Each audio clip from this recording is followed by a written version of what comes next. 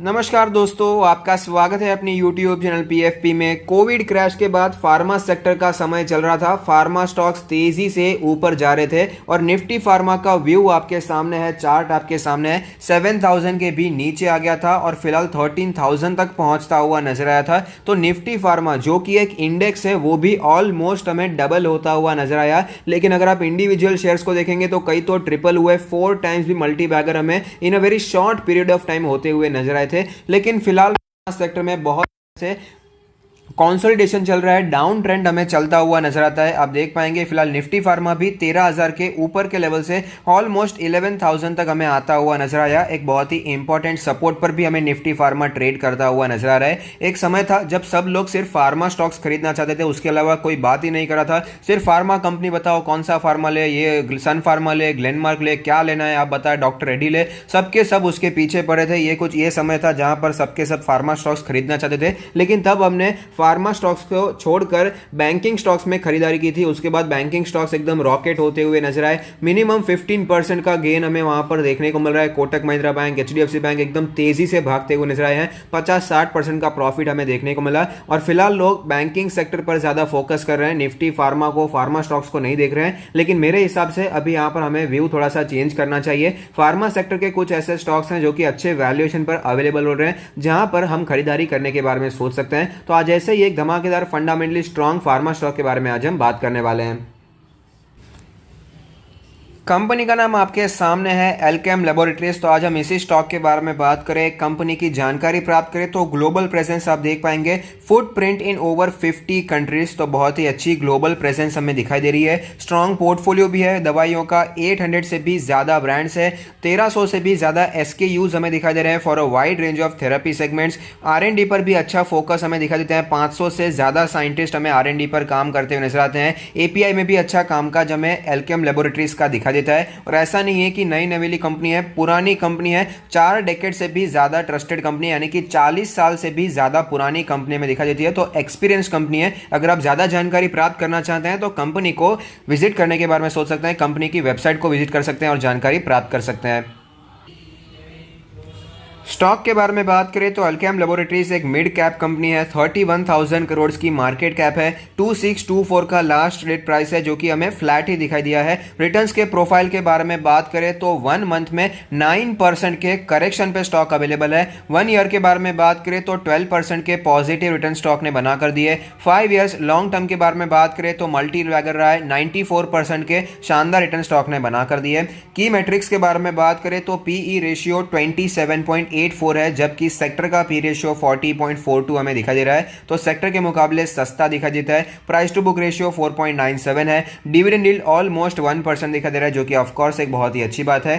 Financial rent बहुत ही अच्छा है। आप देख पाएंगे कंटिन्यूअसली इसके प्रॉफिट्स और रेवेन्यू ऊपर जाते हुए नजर आ रहे हैं। रेवेन्यू 5.79,000 करोड़ था 2017 में, जो कि बढ़कर 2020 में 8.44,000 करोड़ का हो चुका है। प्रॉफिट्स भी लगातार बढ़ रहे हैं। 0.89 से बढ़कर प्रॉफिट 1.12,000 करोड़ का होता हुआ नजर आया। तो अच्छी ग्रोथ हमें यहाँ पर प्रॉफिटेबिलिटी और साथ ही साथ रेवेन्यू में दिखाई देती है। फाइनेंशियल स्टेटमेंट्स के बारे में बात करें तो इंडस्ट्री की रेवेन्यू ग्रोथ 7.26% है, लेकिन अल्केम लैबोरेटरीज उससे डबल से भी ज्यादा 16.57%। मार्केट शेयर पिछले 5 सालों में 2.35% से बढ़कर 3.53% हो चुका है। इंडस्ट्री का नेट इनकम सिर्फ और सिर्फ 4% है, लेकिन अल्केम का 24% दिखाई दे रहा है, जो कि इंडस्ट्री से कहीं ज्यादा आगे है। कंपनी के अलग अलग फाइनेंशियल्स को एक बार ग्रोथ व्यू पर कंपेयर करते हैं तो आप देख पाएंगे शानदार परफॉर्मेंस हमें दिखाई देता है। जनरली हमें यहां पर अपवर्ड परफॉर्मेंस ही दिखाई दे रहा है, ट्रेंड हमें ऊपर जाता हुआ नजर आ रहा है।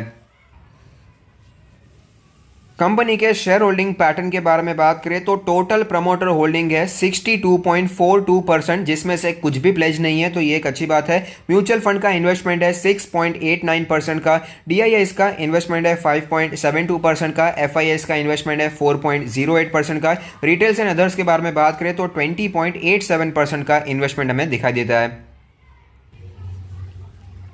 फंडामेंटल एनालिसिस में आगे बढ़ते हुए कुछ फाइनेंशियल रेशियोज को जानना बहुत ही ज़रूरी है। ऑपरेटिंग मार्जिन का परसेंटेज 15 प्लस है, जो कि बहुत ही अच्छा है और इंप्रूव भी हो रहा है पिछले साल के मुकाबले। नेट प्रॉफिट मार्जिन 13.77 है, जो कि पिछले साल के मुकाबले इंप्रूव होता हुआ नजर आता है। रिटर्न ऑन इक्विटी के बारे में बात करें तो 18 प्लस है, जो कि पिछले साल के मुकाबले अच्छी तरीके से इंप्रूव हुआ है। ROC ऑलमोस्ट 20 है, जो कि पिछले साल से इंप्रूव हुआ है। रिटर्न ऑन एसेट्स भी हमें पिछले साल से इंप्रूव होते हुए नजर आ रहे हैं। तो ओवरऑल रिटर्न रेशियोज बहुत ही अच्छे दिखाई दे रहे हैं।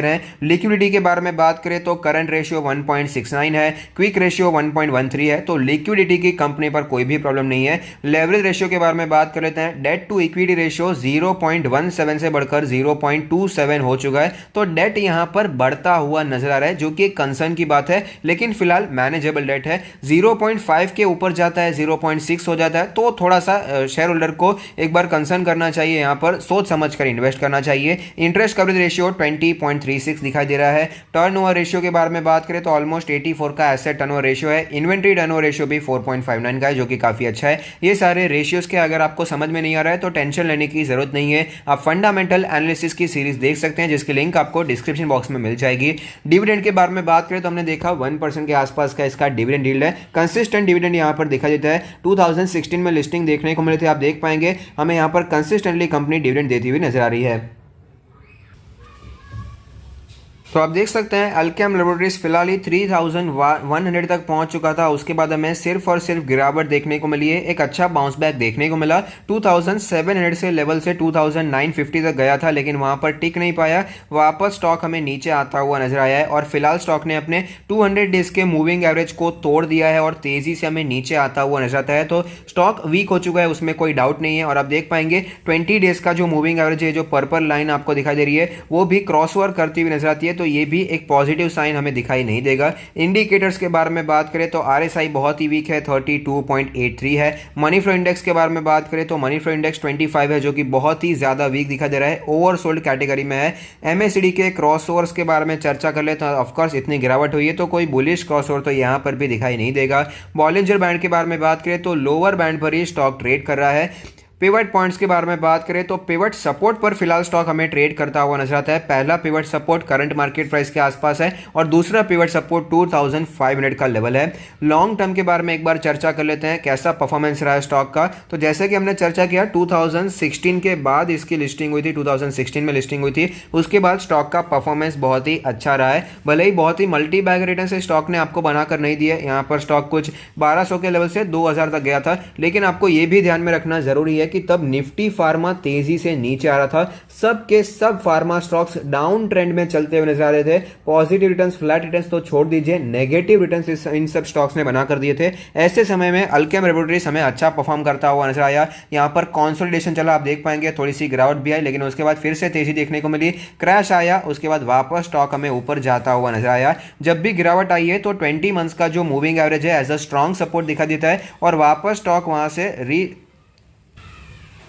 बाउंस करने की कोशिश करता है और वहां से ऊपर जाने की कोशिश करता है। फिलहाल जो 20 मंथ्स का मूविंग एवरेज है वो कैलकुलेट होकर आता है 2500 का लेवल, तो वो सपोर्ट बहुत ही नजदीक दिखाई दे रहा है। फिलहाल मार्केट क्रैश में 50 मंथ्स के ईएमए के आसपास सपोर्ट लिया था और वो लेवल कैलकुलेट होकर आता है 2185 का लेवल। तो ऐसी सिचुएशन में हमें क्या करना चाहिए? मेरे हिसाब से कंपनी अच्छी है, अगर आप लॉन्ग टर्म के इन्वेस्टर हैं तो इस पर आप नजर बनाकर रख सकते हैं। फिलहाल फार्मा सेक्टर पूरा का पूरा डाउन ट्रेंड पे चल रहा है, उसमें कोई भी डाउट नहीं है। ज्यादातर स्टॉक्स आपको वीक दिखाई देंगे, सबके सब अपने लॉन्ग टर्म मूविंग एवरेज से नीचे दिखाई देंगे। ज्यादातर स्टॉक्स ने अपने 200 डेज के मूविंग एवरेज को तोड़ दिया है। आप बायोकॉन को ले लीजिए, अबाउट इंडिया को ले लीजिए, सनोफी को ले लीजिए, डॉक्टर रेड्डीज को ले लीजिए, ज्यादातर स्टॉक्स में आपको वीकनेस ही दिखाई देगी। लेकिन अगर आप एक इन्वेस्टर है तो आपको वैल्यू को ढूंढना चाहिए। टेक्निकली स्ट्रांग ना हो, लेकिन अगर फंडामेंटली स्ट्रांग हो, सस्ते में मिल रहा हो, तो वहां पर खरीदारी के बारे में सोचना चाहिए। मार्केट क्रैश में यही तो होता है, सारे मूविंग एवरेज तोड़ देते हैं, सब कुछ टेक्निकली वीक होता है, लेकिन इन्वेस्टिंग का वही एक अच्छा मौका होता है। तो यहां पर अगर आप एक इन्वेस्टर हैं तो अल्केम लैबोरेटरीज में इन्वेस्टिंग करने के बारे में सोच सकते हैं। मेरे हिसाब से करंट मार्केट प्राइस काफी अट्रैक्टिव है अगर आप खरीदारी करना चाहते हैं, क्योंकि पहले भी इसी लेवल के आसपास सपोर्ट लेने के बाद स्टॉक हमें ऊपर जाता हुआ नजर आया था। तो करंट मार्केट प्राइस पे भी आप इन्वेस्ट करने के बारे में सोच सकते हैं। स्टॉक को अपने पोर्टफोलियो में ऐड करने के बारे में सोचा जा सकता है। और साथ ही साथ अगर आप अपना पोर्टफोलियो हमसे रिव्यू करवाना चाहते हैं तो उसका लिंक भी हमने डिस्क्रिप्शन बॉक्स में दे दिया है। तो अगर आपको वीडियो पसंद आता है तो लाइक कीजिए, शेयर कीजिए, कमेंट कीजिए, सब्सक्राइब कीजिए और मुझे मोटिवेट कीजिए। Thank you, stay happy, happy investing.